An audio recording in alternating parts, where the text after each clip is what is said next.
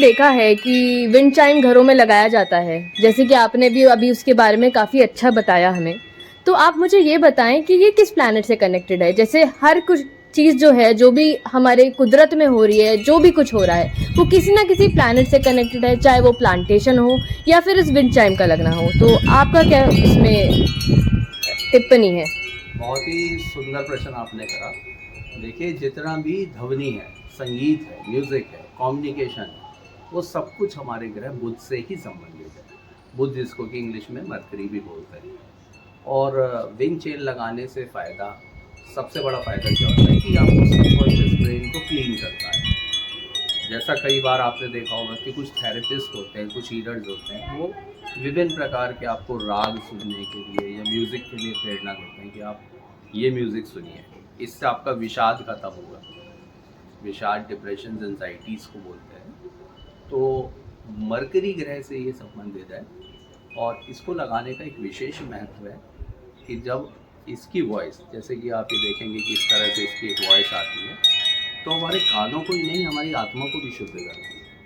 और जब हमारी आत्मा शुद्ध होती है, हमारा सबकॉन्शियस ब्रेन क्लीन होता है, तो हम बेहतर तरह से सोच पाते हैं।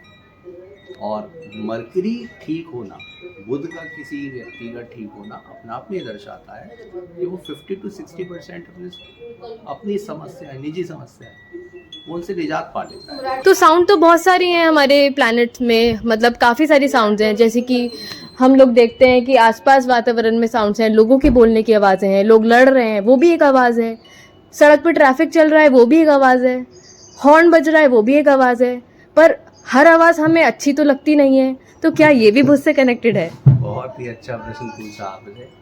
और आपके इस माध्यम से, इस प्रश्न के माध्यम से बहुत लोगों की जो एक मिथ है वो मैं दूर करना चाहूँगा। देखिए, हर वो आवाज़ जो कि आप देखते हैं कि कुछ आवाज़ें ऐसी भी है जो साउंड पॉल्यूशन करती हैं, है ना? कि अनावश्यक रूप से लोग हॉर्न्स बजा रहे हैं, ट्रैफिक की आवाज़ है, वो हमें हमेशा विचलित करती है।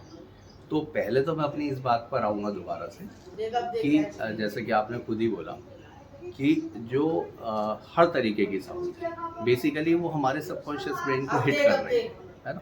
कि बहुत सारी आवाज़ों से हम परेशान भी हो जाते हैं कि अगर कोई दो लोग झगड़ा कर रहे हैं या ट्रैफिक की आवाज़ है, तो बिल्कुल आपका जो क्वेश्चन है, प्रश्न है, जायज़। इसमें मैं आपको बता देता हूँ कि हर आवाज़ की, हर ध्वनि की एक फ्रीक्वेंसी होती है। जैसे हमारा जो जो धरती है, जब वो धरती, कहते हैं ना, earth rotate on its axis, जो आजकल के युवा बच्चे हैं उनको ज़्यादा इस बारे में जानकारी है। तो earth rotate on it axis, जब अर्थ रोटेट करती है तो वो भी एक जो साउंड क्रिएट करती है, that is the sound of Om. Om शब्द आप देखेंगे कि हमारे यहाँ जो भी सनातन में मंत्र हैं, सब मंत्रों की स्टार्टिंग, जो प्रारंभ जो होता है वो ओम से होता है। तो वो मंत्र पर्टिकुलर एक फ्रीक्वेंसी पर है, जैसे कि अभी विंड चेन की आवाज़ आप सुनाई दे रही है आपको, तो इसकी एक फ्रीक्वेंसी है जो हमारे कानों को बड़ा भीनी भीनी सी आवाज़, एक हमारी आत्मा को, जिसे कहना चाहिए, सोल फूड प्रोवाइड करती है।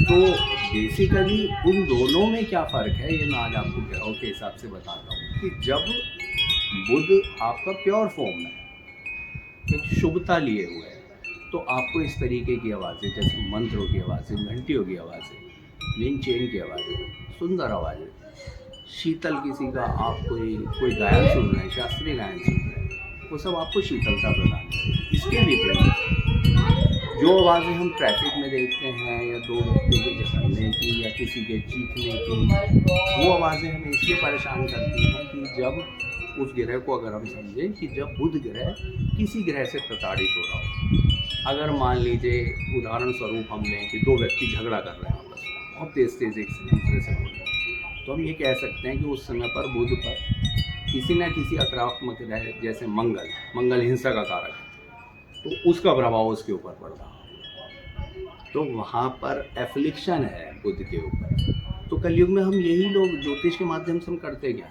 यही तो करते हैं हम